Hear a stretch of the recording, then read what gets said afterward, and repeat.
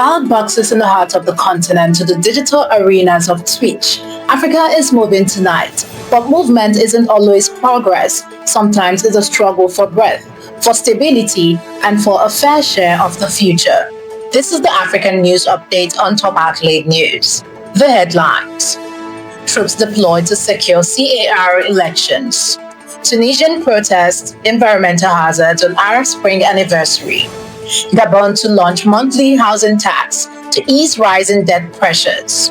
Zimbabwe reverses gold royalty hike.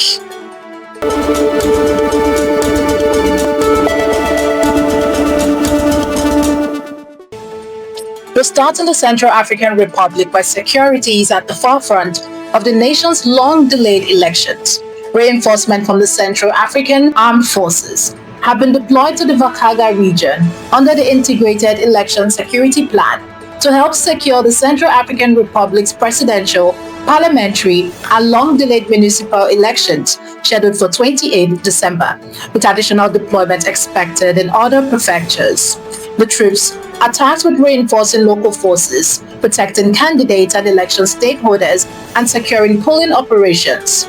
The vote comes amid mounting concerns from human rights groups over democratic inclusiveness following the late clearance of opposition candidate, President Faustin Archange's consolidation of power through a 2023 referendum and persistent logistical challenges in opening polling stations nationwide. The fight for life continues in Tunisia. Around 2,500 Tunisians marched through Gabes on Wednesday to protest pollution from a state-owned phosphate complex, chanting slogans such as "Gabes wants to leave" and demanding the permanent closure or relocation of the plant, which residents blame for respiratory illnesses, cancer, and environmental damage to the sea. The protest coincided with the 15th anniversary of the 2011 Arab Spring uprising and come amid growing unrest over Tunisia's financial crisis and government by decree under President Kais Saied. The marchers, including local activists and families affected by toxic emissions, highlighted repeated government promises of temporary fixes, while the UGTT union signals a nationwide strike next month, reflecting broader societal tensions.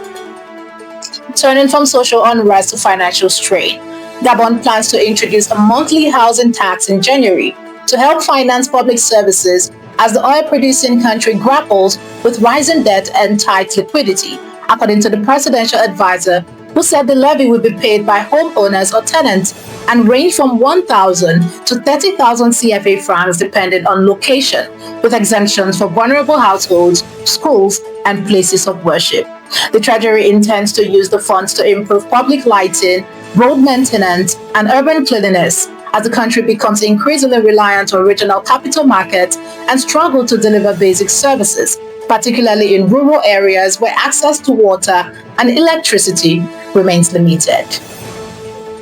In southern Africa, Zimbabwe has answered mining sector protests with a policy reversal. Zimbabwe has scaled back plans to double its gold royalty rate to 10%, keeping the standard rate at 5% for gold price between $1,200 and $5,000 per ounce, while a 10% rate will now only apply to bullion exceeding $5,000 an ounce, according to the revised 2026 budget bill approved by the Parliament on Wednesday. Small-scale miners will continue paying lower rates of up to 2% as large-scale producers warn that higher royalties could threaten profitability and delay major projects. Zimbabwe produced a record 42 metric tons of gold in the first 11 months of 2025, surpassing 2024's 37 tons. But authorities face pressure from miners and industry groups concerned that steep royalties could deter investment and undermine the country's position among Africa's top gold producers. You're watching the African News Update on Top Accolade News. Do stay with us. Still to come.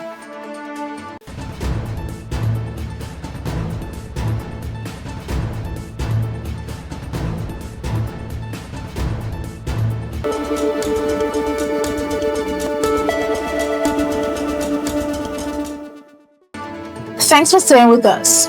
Across the border in East Africa, Uganda plans to reduce its domestic debt issuance by 21.1% in the 2026/27 financial year, issuing 9 trillion shillings in treasury bills and bonds compared with 11.4 trillion the previous year, as government seeks to rein in a rapidly growing public debt, according to a finance ministry budget paper. The ministry said the move aimed to avoid crowding out of the private sector, curb the rising debt to GDP ratio, and ease the mounting interest burden, with debt servicing projected to consume nearly one-third of domestic revenues.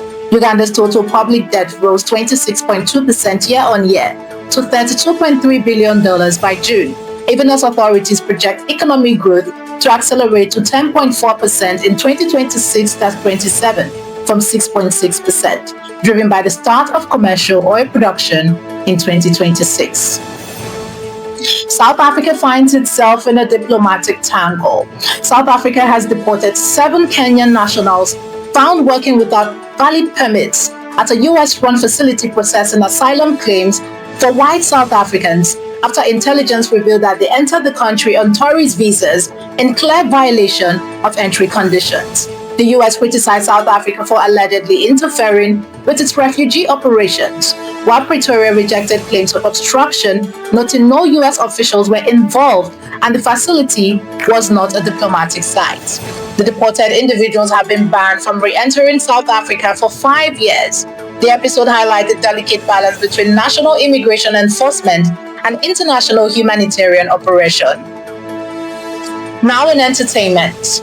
Nigerian content creator and musician Carter Efe has set a new African Twitch record, amassing over 406,000 followers and surpassing the previous record held by Shank Comics after a high-profile livestream collaboration with Afrobeat superstar Davido on Wednesday.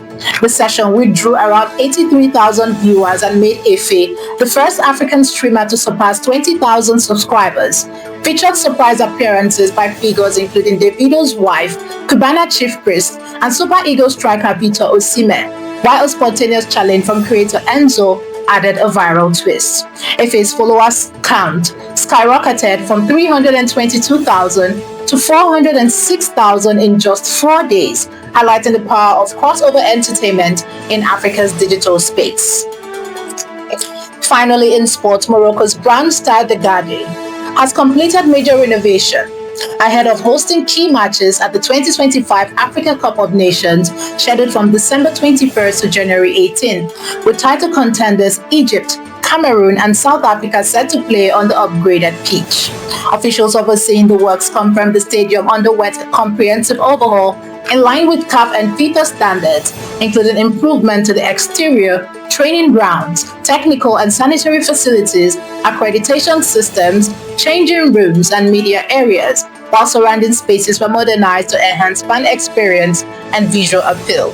The upgrade reflects Morocco's ambition to stage a smooth, high-profile tournament that reinforces growing influence in African and global sports.